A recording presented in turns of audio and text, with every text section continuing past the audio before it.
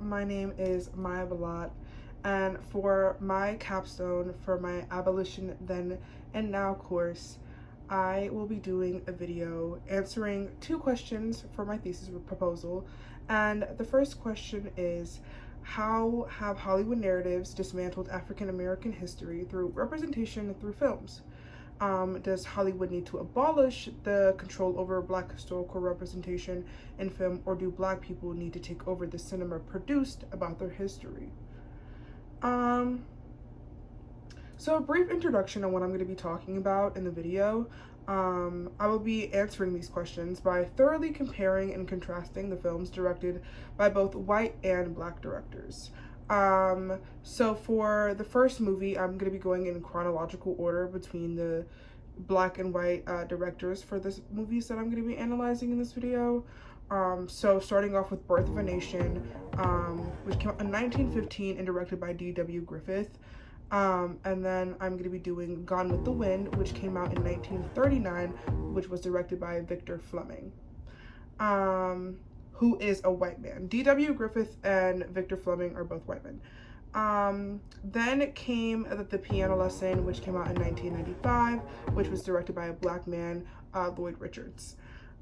Next we have Django Unchained, which is a pretty popular movie because, of course, it is a film directed by Quentin Tarantino, and he's a very popular director in Hollywood. And that film came out in 2012, and he is white. And then we have Lovecraft Country, which is a television series. The program was created by Misha Green, which is a Black woman, along with a few other writers. I know Jordan Peele was also another person who was joined in on this as well, and he's a Black man. And that came out in 2020. And the next we have the most recent, most popular movie that has come out in 2025, which is Sinners, which was directed by Ryan Coogler, who is a Black man and a very popular director. He also directed Creed, starring Michael B. Jordan as well, who filmed in Sinners, and also the Black Panther movie. So the purpose and for the distinction between the races of the directors of the films are important in this case, because in order to answer the question fully, if white Hollywood should be abolished from producing films regarding Black historical representation, you kind of have to analyze who the true audience is intended for. We must begin by addressing white Hollywood as a hegemonic state, because they control messages that get transcribed into these films that are then influenced in a certain way by their audiences. So I'm first going to start by going through a small synopsis of each film and why I kind of included them in this video. So I recommend kind of just getting comfortable and sitting with me through this one, but I promise it's a good one. First, we're going to start with the famous movie The Birth of a Nation. And I say famous because when it came out, it was kind of the first cinematic piece discussing the Civil War. And while most may think that is controversial, during this time period it was kind of admired because it was kind of done on a whim. Like director Griffith had no script. He kind of based the whole movie off of kind of war stories that his father would tell him regarding the Civil War. The film is a story about the Civil War told through a northern family, the Stonemans, and a southern family, the Camerons. The entire film was created without a script, so it can be pointed out that there are many historical inaccuracies in this one. The Black representatives within the film are portrayed as laid back, feet on the table, shouting, and eating fried chicken. You might think that's kind of the worst of it, but most, if not all, of the Black characters in the film were white men or white women in blackface. That being said, the main plot of the film is a Black man who kidnaps a white woman with the intention of marrying her. Then the Ku Klux Klan gets involved to help kind of rescue the woman from like the Black community and like save the like nation from like Black domination. This kind of then created like a unification between like the Northerners and the Southerners, because like they work together to take down the Black community. I think it could be pointed out by kind of me just talking about what's kind of the relationship between, you know, the Black characters and the white characters in the film, that the Northerners and the Southerners feel the need to work together to take down the kind of the Black representative. Now, I would also like to say that from an article that I found by Mary Navarro, I'll make sure that I also put all of kind of my articles down below so everybody can check out everything themselves. But this one kind of goes through the way white Hollywood has transitioned of kind of discussing the Civil War from The Birth of a Nation all the way to Django Unchained, which is also set during the Civil War. But this quote specifically says, "The pointedly cruel depictions of people of color are hideous distortions. All the principal actors are whites made up in blackface. Yet these characters stamp a permanent indelible mark on white consciousness, lest on perceived slavery and lynching as a genocide or the Ku Klux Klan as a terrorist organization."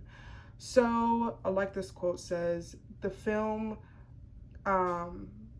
seems to kind of emphasize the notion of the Ku Klux Klan as not really a terrorist organization or a group that necessarily terrorizes the Black community. Now, the next film I'm going to be getting into is Gone with the Wind, which was directed by Victor Fleming and came out in 1939. This one is also like kind of a popular movie that gets criticized a lot and analyzed a lot due to the fact that this also was set during the Civil War, and which was based off the novel Gone with the Wind. It was set in 1861. It follows a young woman named Scarlett, who's, you know, her whole thing is her being like a Southern belle, staying on her family plantation in Atlanta. She soon falls in love with her neighbor Ashley Wilkes, but can't be with him because he is engaged to his cousin Melanie. But the Civil War eventually takes place. The Union takes over Atlanta and disarray approaches Scarlett's and Ashley's plantation. The film explores themes of love, loss, and misguided racial stereotypes. For the focus of my video, however, I will be focusing on Scarlett's maid, how I said earlier, Mammy, who is the only Black female character in the film who is obedient, submissive, overweight, and whose sole purpose is to be a caregiver. Her role in this film gives the audience, who are predominantly white, because all the people for the viewing of when this movie came out were whites only. The portrayal of Black women in this film is actually very harmful to the Black community and instilling a narrative that has been created by cinema and has been carried all the way to cinema now. You still see notions of what kind of the mammy archetype within Black women culturally, how I described earlier the mammy, which is literally what the archetype is called, and they named the character in the movie Mammy. So here I have an article kind of breaking down the polysemic messages and meanings within Gone with the Wind, and also kind of comparing it to Birth of a Nation, because again, these two films were now within Black scholarly discourse very popular because they hold a lot of oppressive and historical inaccuracies that just portray negative things towards the Black community. So this article by James Tracy, he says, mediated signs or representations always have the potential of being polysemic, where an array of meanings contingent on multiple experiences of each viewer may arise. So that means that many different people from the audience are going to gain many different meanings from this film, and that is absolutely true. Okay, so now I'm going to read another quote that kind of stuck out to me regarding kind of what Black people's reactions were to this film, Gone with the Wind. It says, Because only a white audience attended the screening, black journalists were left to base their interpretations of the event on Mitchell's best-selling novel and reviews printed in the white press. Here especially, the hegemony of the dominant culture represented by the film's much taunted debut was apparent, as the specter of Birth of a Nation loomed large behind the event. So this kind of is basically talking about how upon the release of the movie, it was only premiered in white audiences. So black journalists turned to the novel version and what was written in the white press, thus already establishing that the movie was not intended for black viewers. That movie was made for a white audience. And so in the article, James kind of also mentions the idea of having a separate black cinema establishment intended for black producers, directors, and writers to cultivate black historical films accurately. So in the article and with his analyzation that he got from Gone with the Wind, it kind of goes into why that Gone with the Wind is a primary example of how white Hollywood is continuing to have these racist portrayals of black people in their movies and bringing more harm to the black community than good, despite the fact that we're getting representation anyway. Like, why is it, why is that a bad thing? But it's the way that these black characters portray black people in their everyday life. That is the problem. And especially if it is a time period piece that is specifically regarding, pre-slavery, slavery, post-slavery, Jim Crow, Reconstruction. It's something that has been misconstrued through education for a very long time now. And if films are a way of also kind of normalizing white systemic racism in their films. And then this kind of also coincides with the next film I'm going to do a quick synopsis for, which is The Piano Lesson, which is directed by a black man, Lloyd Richards. I know that recently another adaptation of The Piano Lesson, which is originally a playwright by August Wilson. So, The Piano Lesson was originally a playwright that was a part of the 10-play cycle. This one is very interesting. Okay. So, The Piano Lesson is one of the playwrights within August Wilson's 10-play cycle. Sorry, 10-play cycle. So a little background on who August Wilson is before we jump into the story that he created within The Piano Lesson. I'm taking this quote straight from an article. The son of an emotionally and physically distant German baker and adoring African-American mother, August Wilson made his own decisions about his cultural identity, based upon parental allegiance and his belief in the aesthetic and political principles of the Black arts movement, the prevailing artistic cultural nationalist movement of the 1960s.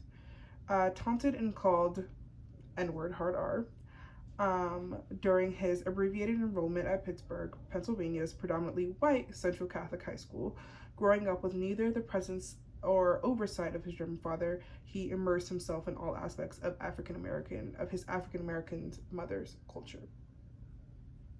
So that is a little bit, I'm including this background because I think it's important to note that he is half black, half white, but because he didn't have his father, who's white, who was not present in his life, he kind of became biased and veered towards his mother's African-American side, and became fully enthralled in the life of Black arts when he was in high school and college, and joined essentially joining the Black arts movement a lot. So then we have The Piano Lesson, the movie.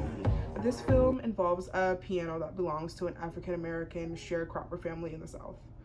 The piano was passed down by their once enslaved great-great-grandfather, who was given the piano by their former master. The son and daughter of the family have different ideas of what to do with said piano. The son, Boy Willie, wants to sell the piano to then use the money to get out of the sharecropping business. The daughter, Bernice, wants to keep the piano because it is a reminder of their heritage. The film is a musical demonstration of a bigger lesson of recognizing where you come from, and wanting to disregard the past to start a new future.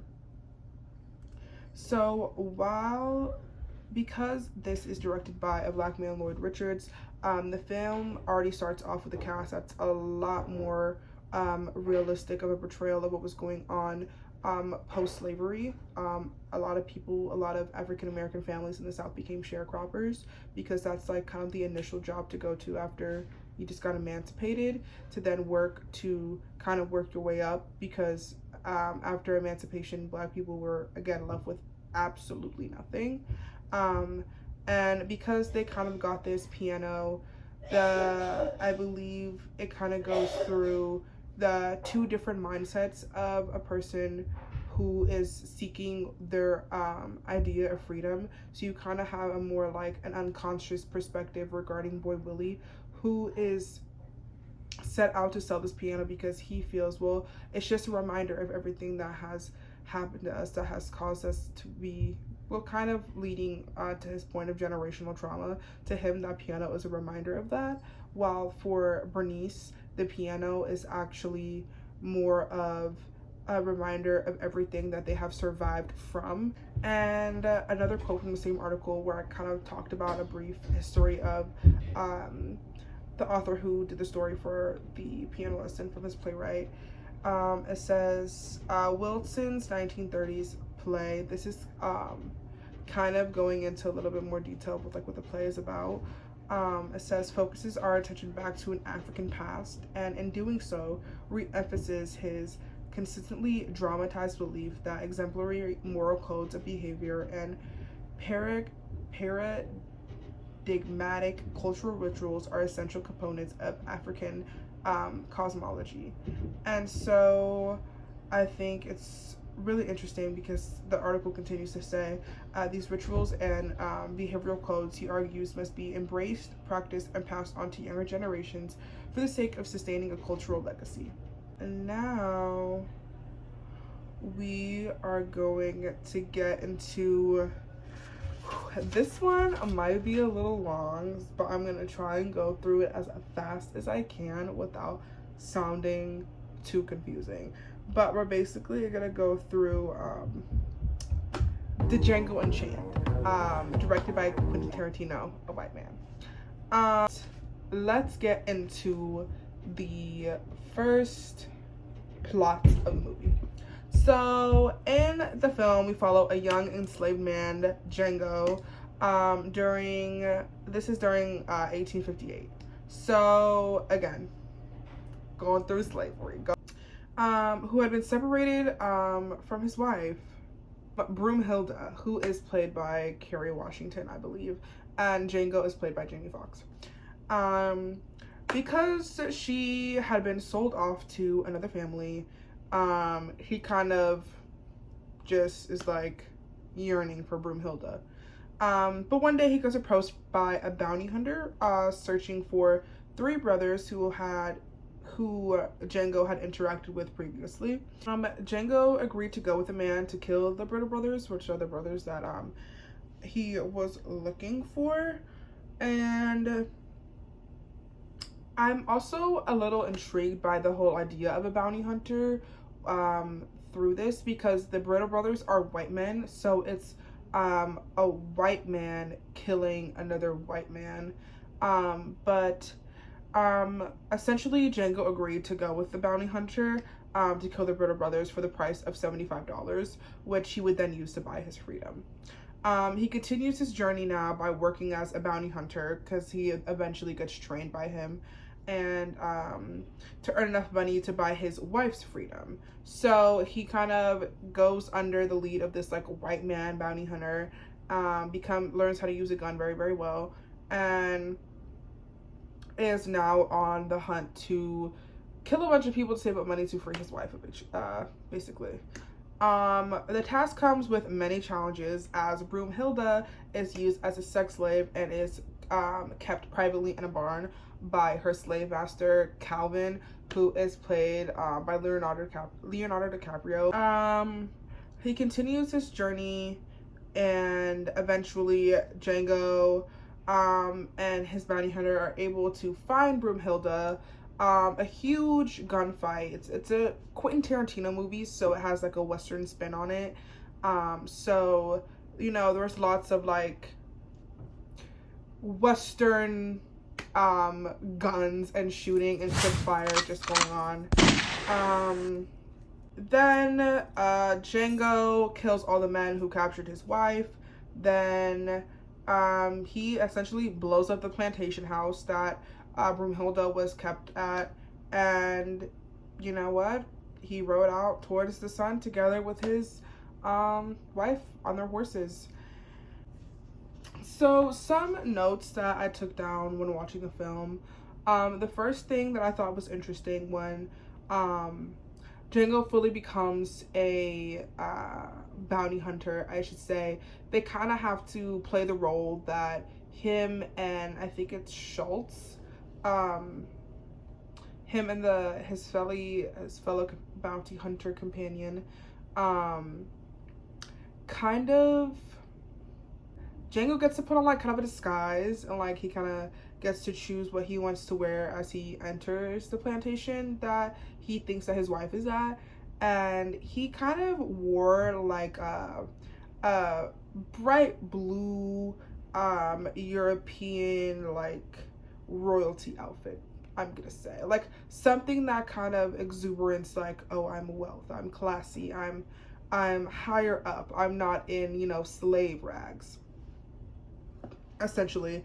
I think to witches are kind of highlighting the notion that he wants to be in like a white position of power, aka like kind of which kind of brings me back to the notion to what The Birth of a Nation was highlighting, Black domination. For some reason, the trope of Black domination is very popular in white Hollywood.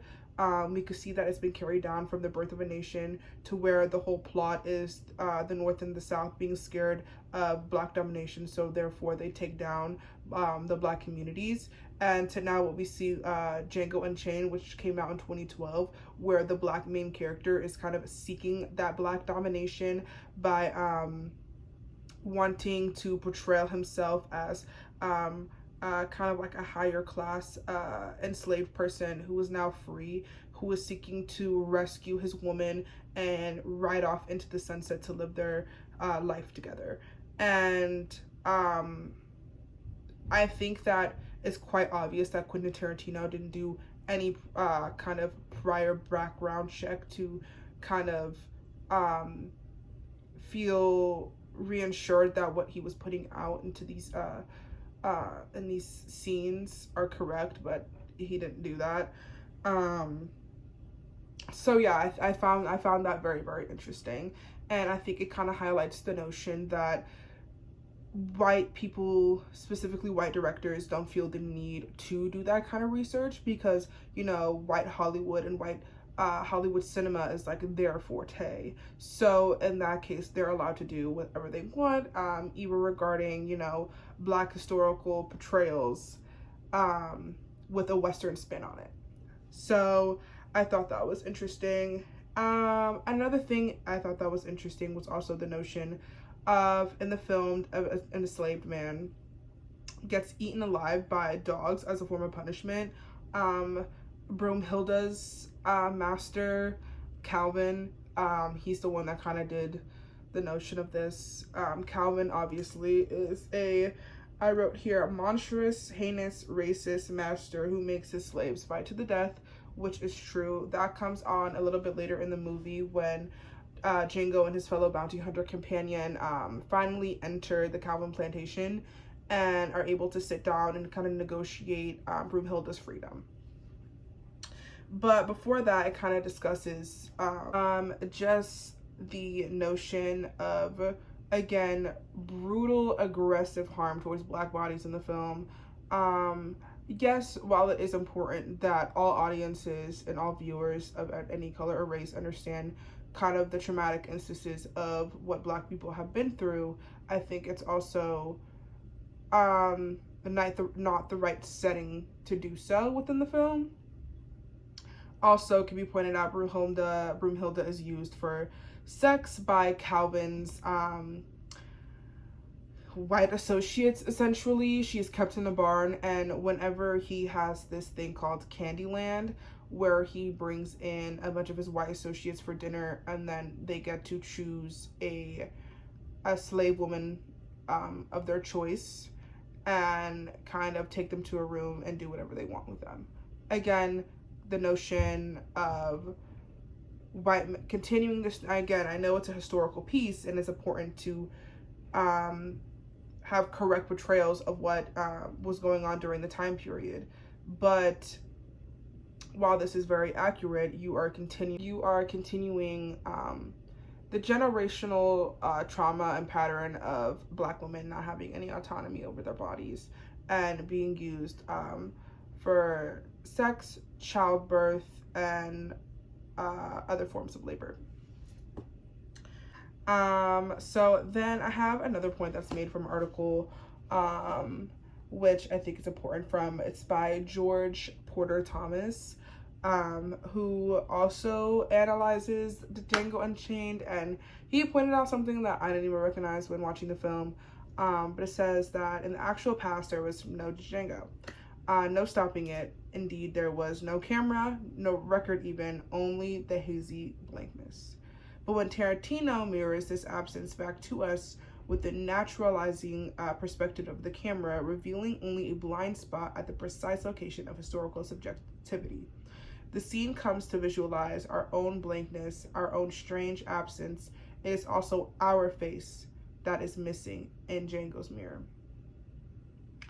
This specific quote is referring back to when a woman is about to be whipped and she's tied to a tree, and there is a mirror facing her right in front of her where the tree is. I'll make sure to also include what that looks like. And you can kind of see Django's body, but you cannot see his face. And I think the author is kind of providing a realistic perspective of, along with acknowledging the fact that Tarantino is not recognizing the true nature of what Black people were experiencing. He uses the example of the Black woman being tied to a tree, about to be harmed through the mirror. Comes the Django to save her, and you can see his body through the mirror, but with the face not visible. He continues to elaborate on the nuance of the face being blurred and its connection to the mentality of the enslaved. He's being very upfront about the movie missing the main point of, I think, what Django was supposed to be, kind of like your Negro savior, but that didn't exist. And I think although this was supposed to be a fun fictional reclaiming of what, could have been possible during enslavement, it was not, because again, Quentin Tarantino, the white director, did not take enough precautions to ensure that this would not be harmful, and it is. Django Unchained was long, so we're gonna do our last two film and television series that actually brings some good to the Black community. Amazing representation in Black culture. Lovecraft Country. This one is also a really good television series. So the television series is set after a man named Atticus Freeman returns to his home in Chicago after serving in the Korean War. That I want to say is 1951, and but basically he returns to his home in Chicago after serving in the Korean War. He comes home to his father missing, and is determined to drive across the country to find him with his uncle George Freeman. George Freeman created the Green Book, which was a guidebook for safe traveling in the United States for African Americans. This was set during Jim Crow, so sundown towns and segregation were heavily enforced. So when they later search for Atticus's father, they find out that he's actually a descendant of a magical vessel from his great-great-grandmother's assault, which she experienced when she was enslaved. So basically, his great-great-grandfather was a white man who had some magical powers. His ancestry has him bounded to a destiny of magical power, but he chooses to ignore it. The story also follows a black woman named Letty who joins Atticus on his adventure, who later becomes his love interest. And the series has a horror, mystical, and adventurous take on resistance in the Chicagoland area. And I love it. It does a great job of like showcasing what black communities look like during the 1950s in Chicago, which I think is also important because a lot of predominantly black communities do not get a lot of television series, and if they do, they're not portrayed right. And so the fact that this was able to be a well thought of and a very artistic and culturally productive spin on kind of post Jim Crow and segregation era is actually very nice. It was also very nice to see how a lot of the female black characters in the movie, in the television series were also leaders. None of them really followed a stereotype. Letty her whole thing was creating a safe space for black people on the north side instead of, continuing this notion of redlining in Chicago, which is still very prominent in today. This type of television program is important because it's showing how it's important for black people to create black cinematic pieces, because these type of portrayals are bringing an enlightening and conscious experience to their black viewers, which is kind of what's intended here. The intent of creating this television series was to show that black people can have a space to where they're able to kind of show their creativity. And it's a way of also reminding the black community that despite all the traumatic things like Quentin Tarantino liked to portray in his portrayal of slavery during Django Unchained, that doesn't have to be shown gruesomely in order to reclaim certain freedoms that were once taken that are now being brought back. Which is a perfect segue into our last film that I would be analyzing, which is one of my favorite movies that I have watched in a very long time, which was Sinners with Michael Jordan and Haley Steinfeld, and directed by Ryan Coogler, and all in all, great film. So, synopsis of the film. The film follows two twin brothers who return from Chicago, their hometown in Mississippi. So when the night begins, everything feels perfect. Everyone is drinking, dancing, connecting. One of the main characters, Preacher Boy, he is one of the main symbolic messages within the movie, who has his guitar and is obsessed with the blues. All he wants to do is be a blues singer and take his guitar and go up to the north and perform in juke joints and really do what he loves. But because he is the son of a preacher, aka term Preacher Boy, he kind of just sticks to the church choir, and his father doesn't really want him playing the guitar because he believes that guitar is going to lead him to sinning. But then you kind of see in the movie themes of Negro expression, dancing, spirituality, and black culture, how they're all prominent in this movie.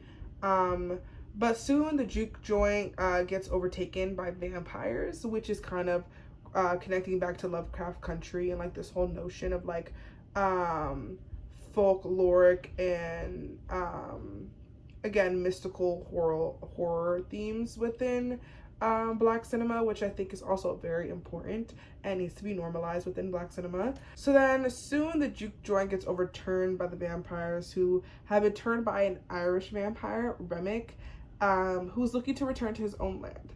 Now, the thing about Remick is that he is his land, because he's Irish, his land was taken away from him eventually, and he was a vampire, and he's kind of looking to seek that revenge upon other people and stuff like that.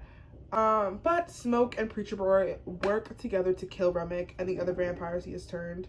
I think the director addresses the oppressive notions of appropriating Black culture and reclaiming historical ties to liberating oneself from generational trauma.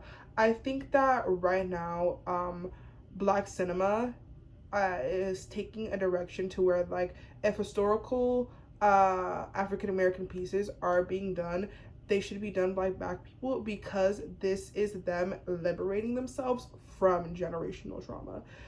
So even if you go back all the way up to the 1990 film, The Piano Lesson, you see in The Piano Lesson how it starts off with this double consciousness, recognizing one as a human and recognizing one's Black identity. And Boy Willie represents kind of like this take on I'm a human being. I'm a human being now. I'm going to act like one by, selling this piano or using this money to give myself a good life, because this is what I deserve. And then kind of taking Bernice's route, where it's like consciousness of a Black body, being like, I am conscious of the fact that I am Black, and therefore I am reclaiming this object that is a piano as a form and as a reminder. And how Bernice kind of takes a route of just kind of using that object of a piano as a way of liberating herself from the generational curse and the generational trauma of her ancestors. Now, when I speak about the notion of abolition, I'm simply saying that white Hollywood needs to completely take away the notion of having access and resources to be able to create this kind of content and be able to put it out into the world, because although it may not seem like it's intended for all audiences, a certain audience is taking this information and kind of analyzing it in their own personal way, and therefore taking these stereotypes and harmful notions within these films and influence their perspective upon the Black community, that will later not only influence the way Black people act in their day-to-day lives and how they view themselves, but also how non-Black people view the Black community and what they do in their day-to-day lives. I think it can now be said, after analyzing and going kind of through the plots of all the movies that I just talked about, how it is very, very important for Black people to have control over Black narratives, because they are the ones who are experiencing the generational trauma of having to deal with this in every lifetime. And when I say deal with this, I'm just talking about the notion of slavery. The notion of slavery is always brought up when it's talking about Black people, as if Black people aren't, connected to anything else historically, and they are. And I think movies like The Piano Lesson, which is awakening the double consciousness of recognizing oneself as not only a human being but as a Black human being, and also Lovecraft Country, which is also bringing not only autonomy back to both Black men and Black women, but also allowing them to stem outside the stereotypes that is not just what's usually portrayed regarding Black people. And then again, Sinners, which also brings a very good discourse to the Black community and regarding themes of oppression, cultural appropriation, and discussion of reclaiming and liberating oneself. And then that, I think, fully kind of brings forth for viewers to recognize what white Hollywood has previously done regarding oppression, cultural appropriation, and generational trauma, and how Black Hollywood is going to bring that to light in a way to where when Black people are watching these films, they feel not only connected to their ancestry, but free. And that is the point. And I don't think a Black person watching Birth of a Nation, Gone with the Wind, or Django Unchained feel very free, but feel negatively oppressed. No, they feel oppressed. I will say at the end of this video, thank you for watching, and also if you have not seen The Piano Lesson that came out in 1995, I definitely recommend watching it. I also recommend watching Lovecraft Country, which is on HBO, and Sinners, which just came out, so it's probably still in theaters. And another movie that I would like to recommend that has a way better Western spin, post-slavery, if I can find it, is The Heart of It. Thank you.